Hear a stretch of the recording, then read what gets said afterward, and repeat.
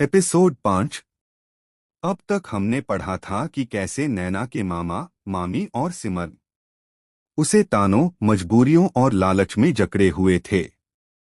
और अब उन्हीं की वजह से नैना की कला उसकी तकदीर को मुंबई तक ले आई थी।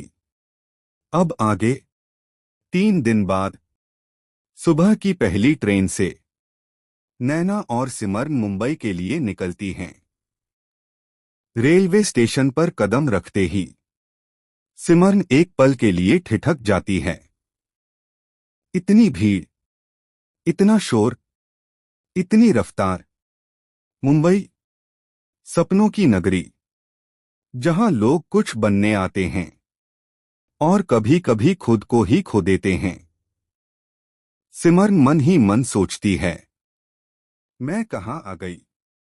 ये शहर तो भूल भुलैया है।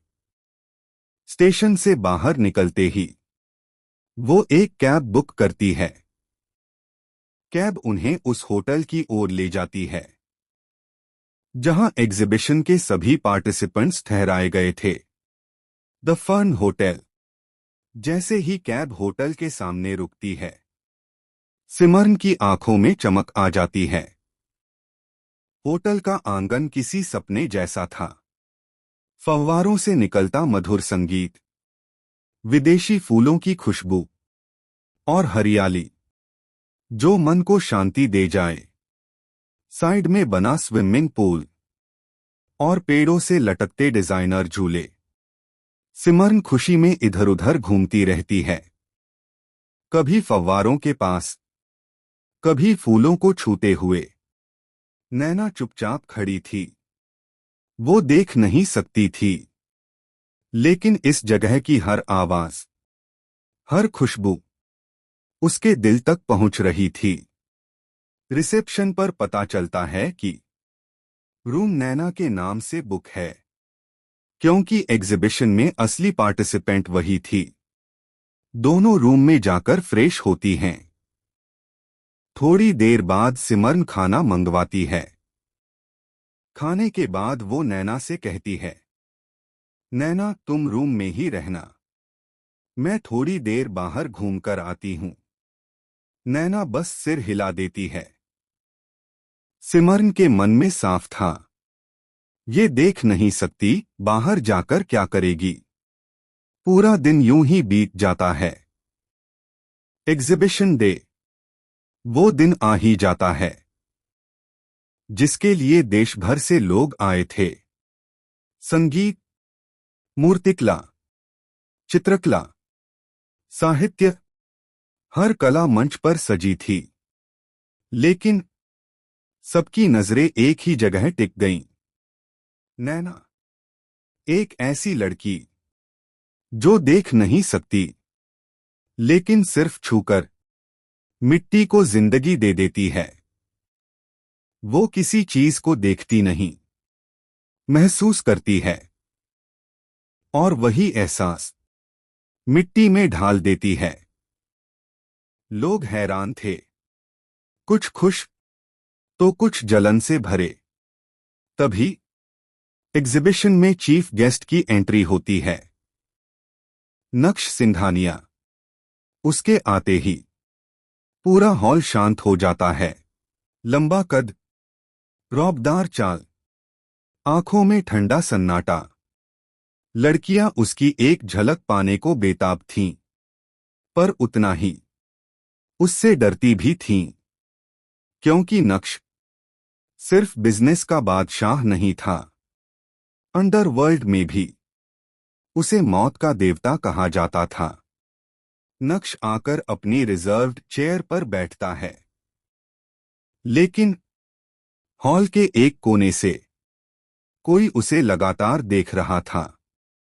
नक्श की नजरें पल भर के लिए उठती हैं, और फिर सब कुछ सामान्य हो जाता है।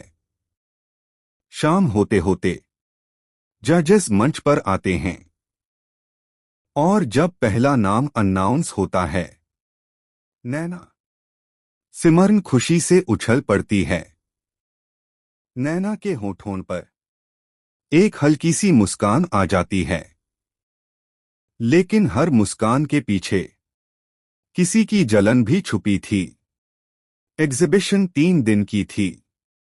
जो तीनों दिन सबसे बेहतर रहेगा वही विजेता बनेगा। रात करीब 8 बजे जब लोग होटल लौटने लगते हैं, अचानक कुछ सेकंड के लिए लाइट चली जाती है, फिर वापस आ जाती है।